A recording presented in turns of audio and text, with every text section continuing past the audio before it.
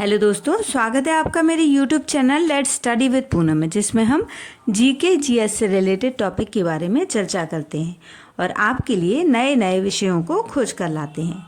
आज हम बात करने वाले हैं झारखंड की फेमस सोहराई पेंटिंग के बारे में। ये सोहराई पेंटिंग झारखंड की एक प्राचीन आदिवासी कला है।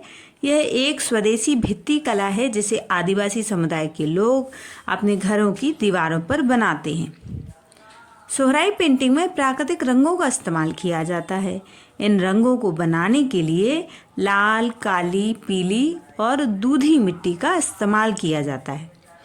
इस पेंटिंग में कलाकार टहनियों, चावल के भूसे या उंगलियों से बने ब्रश का इस्तेमाल करते हैं। सोहराई पेंटिंग में जानवरों, पक्षियों या प्रकृति से जुड़े चित्रों का रूपांकन किया जाता है। सोहराई पेंटिंग में भगवान शिव के पशुपति रूप को दर्शाया जाता है।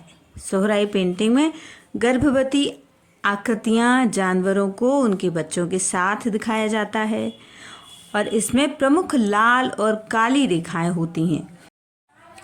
सोहराई पेंटिंग में लाल रेखाएं पूर्वजों के खून के प्रतीक हैं और काली रेखाएं शाश्वत मृत्यु या भगवान शिव को दर्शाती हैं।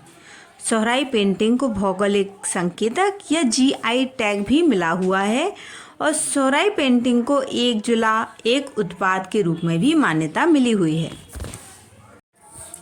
सोहराई कला को देश विदेश में पहचान दिलाने वाले बुलु इमाम का कहना है कि सोहराई पर्व पालतू पशु और मानवता के बीच गहरा प्रेम प्रदर्शित करता है। इस कला को किसी घर में विवाह के समय वंश वृद्धि के लिए और दीपावली के बाद फसल वृद्धि के लिए इस्तेमाल किया जाता है। ऐसा माना जाता है कि जिस घर की दीवार पर कोहबर या सोहराई की पेंटिंग होती है उसके घर में वंश और फसल वृद्धि होती है। फसल वृद्धि के लिए लोग प्राकृतिक वस्तुओं को बनाते हैं, जबकि वंश वृद्धि के लिए दिल, राजा रानी का चित्र आदि बनाए जाते हैं। इस कला के प्रति आज युवाओं की भी रुचि बढ़ रही है।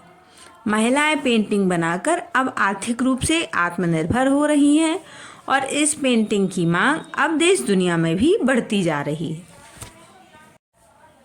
सोहराई पेंटिंग करने वाली महिलाएं दिन में खेतों में काम करती हैं और जब भी वक्त मिलता है तो अपनी संस्कृति और परंपरा को कपड़ों और कागज़ों पर उकेरती हैं। झारखंड के हजारीबाग क्षेत्र के पास पाई जाने वाली स्वदेशी भित्ति कला यानी सोहराई पेंटिंग ने हाल के वर्षों में राष्ट्रीय और अंतर्राष्ट्रीय स्तर पर ध्यान आकर्षित किया है।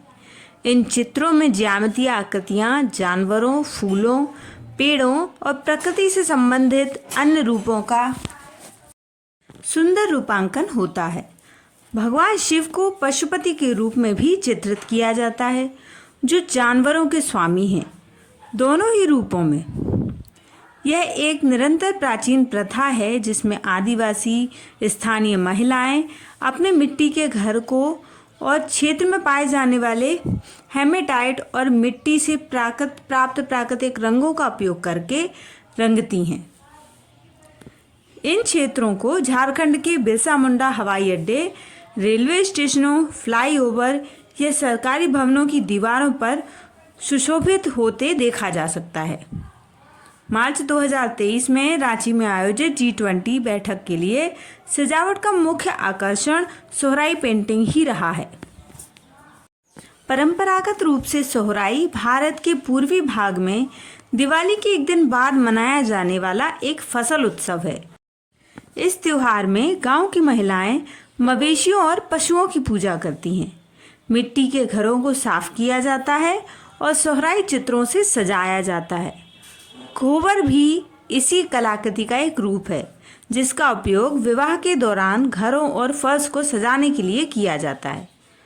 सोहराई कोहबर चित्रों की कला एकमात्र सत्तात्मक प्रथा है जो पीढ़ियों से माताओं से उनकी बेटियों को पहुंचती रही है। यह कला रूप मैसो ताम्र पाषाण काल 9000 या 5000 ईसा पूर्व से है। बड़का गांव हजारीबाग क्षेत्र में खुदाई की गई। इसको रॉक शेल्टर में भी शैल चित्र हैं जो पारंपरिक सोहराई चित्रों के बिल्कुल समान हैं। अप्रैल 2023 में इस्को रॉक आर्ट साइट को भारतीय पुरातत्व सर्वेक्षण द्वारा राष्ट्रीय स्मारक घोषित किया गया है। दोस्तों, हमने इस वीडियो में सोहराई पेंटिंग से जुड़े कुछ महत्वपूर्ण तथ्यों को जाना है। यदि हमारा वीडियो आपके किसी काम आए या आपको पसंद आए तो हमारे चैनल को लाइक, शेयर और सब्सक्राइब जरूर करें और कमेंट भी करें। धन्यवाद दोस्तों।